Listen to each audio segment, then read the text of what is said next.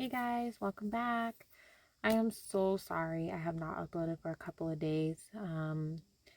I've been really busy. My daughter had her first birthday party over the weekend, and so we were really busy with that. And then yesterday I went to church, and then we had a went and saw some Christmas lights after. But anyways, the point is that I'm quickly going to get to is I have been having trouble making God and the Bible a priority when things are going good, also.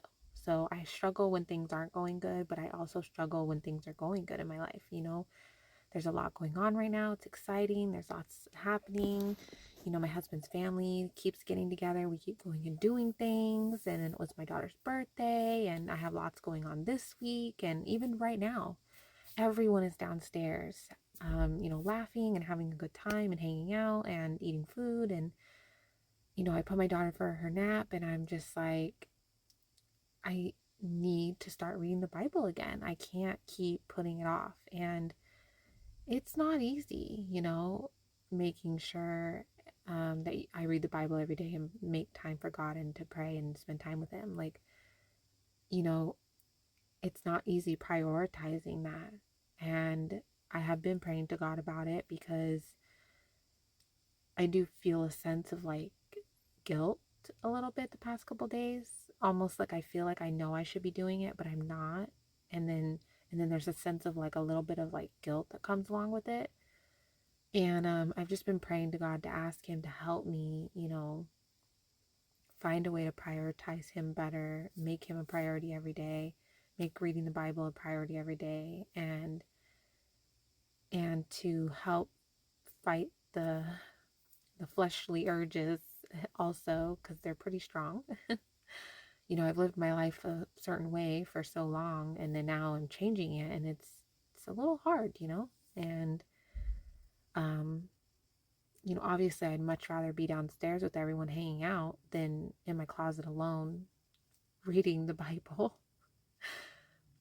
Um, but it's also strange though, because there's a part of me deep down that is like, as soon as I came in my closet and sat down and started loading the chapters for today, there was a sense of calm and peace that came over me. And it was okay, yes, we're doing this. So it's I know that spirit, my soul, inside of me is yes, do this, sit down, read the Bible, spend time with God, but then obviously the fleshly urges are no, let's go do this and that and anything else. And I'm sure the enemy throws in their whispers in there and tries to get me to stay away from the Bible, of course.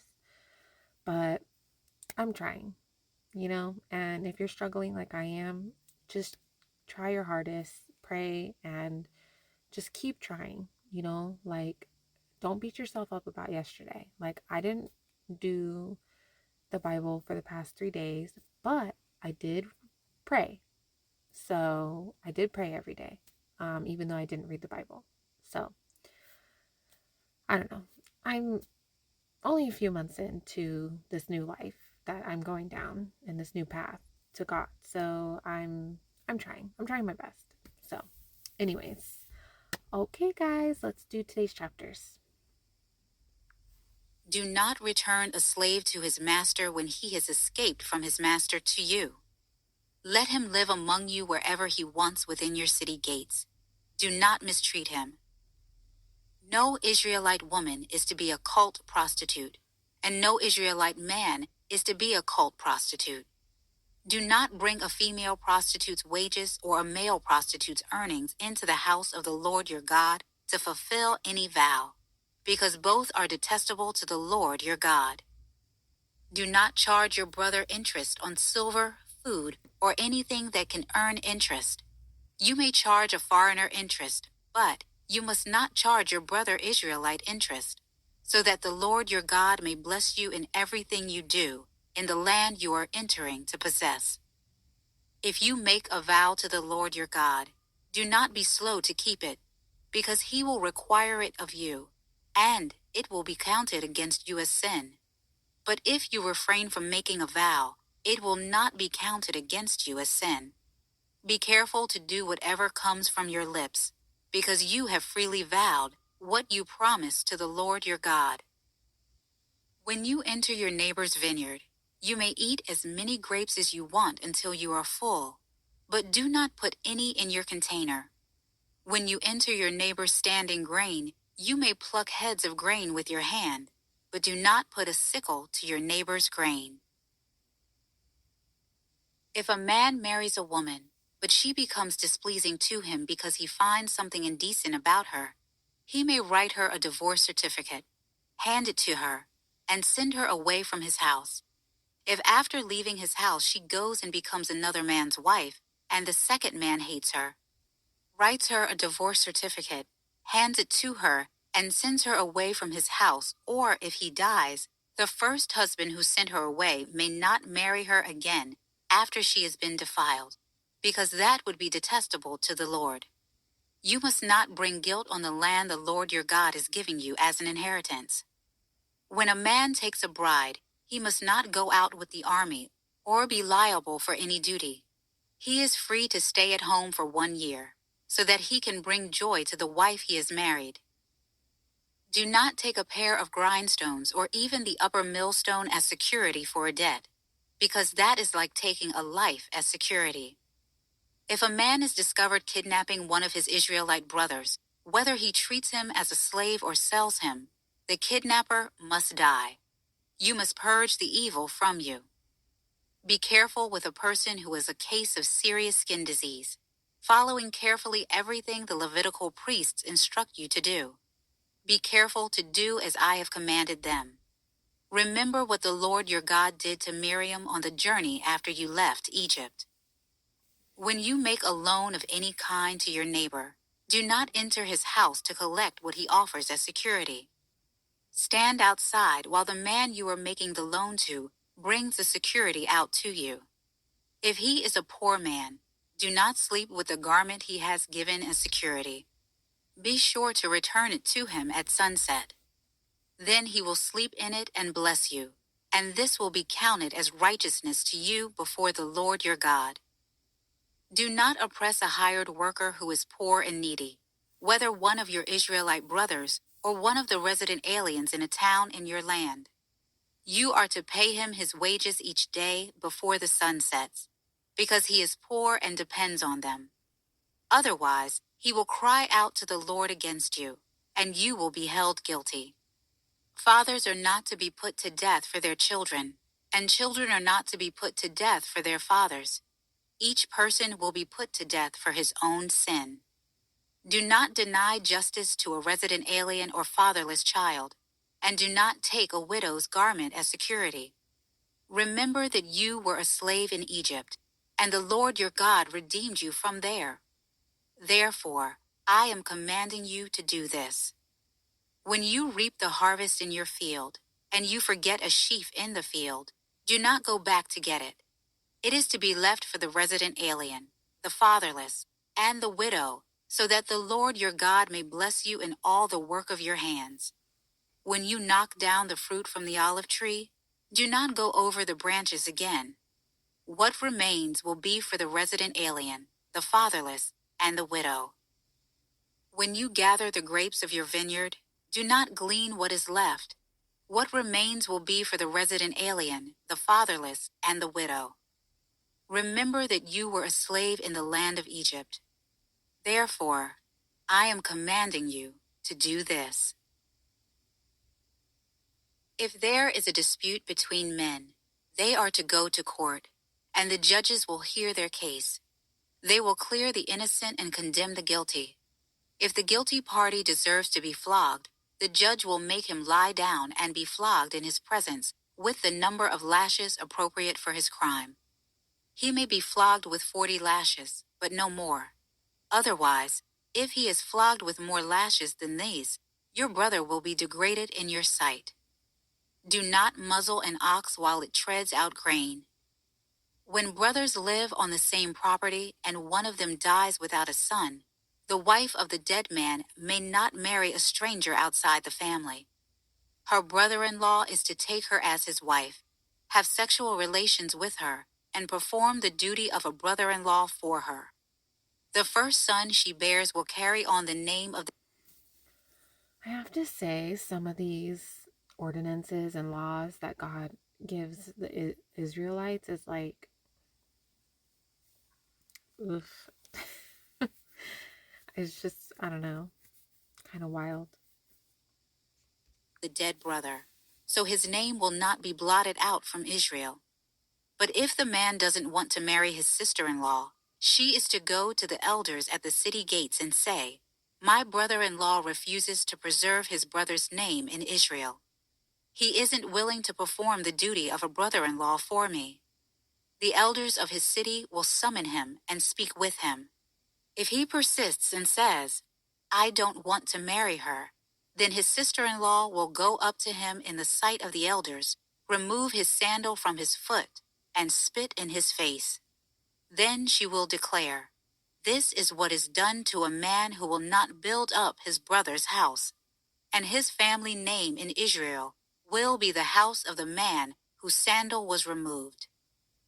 If two men are fighting with each other, and the wife of one steps in to rescue her husband from the one striking him, and she puts out her hand and grabs his genitals, you are to cut off her hand. Do not show pity. Do not have differing weights in your bag, one heavy and one light. Do not have differing dry measures in your house, a larger and a smaller. You must have a full and honest weight, a full and honest dry measure, so that you may live long in the land the Lord your God is giving you. For everyone who does such things and acts unfairly is detestable to the Lord your God.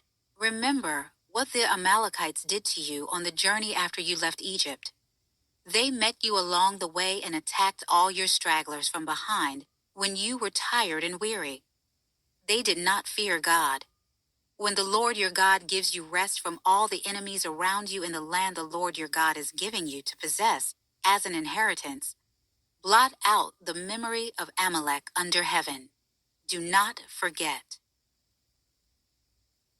When you enter the land the Lord your God is giving you as an inheritance, and you take possession of it and live in it, take some of the first of all the land's produce that you harvest from the land the Lord your God is giving you, and put it in a basket. Then go to the place where the Lord your God chooses to have his name dwell. When you come before the priest who is serving at that time, say to him, "Today I declare to the Lord your God that I have entered the land the Lord swore to our ancestors to give us." Then the priest will take the basket from you and place it before the altar of the Lord your God. You are to respond by saying in the presence of the Lord your God, "My father was a wandering Aramean. He went down to Egypt with a few people and resided there as an alien. There he became a great, powerful, and populous nation. But the Egyptians mistreated and oppressed us and forced us to do hard labor.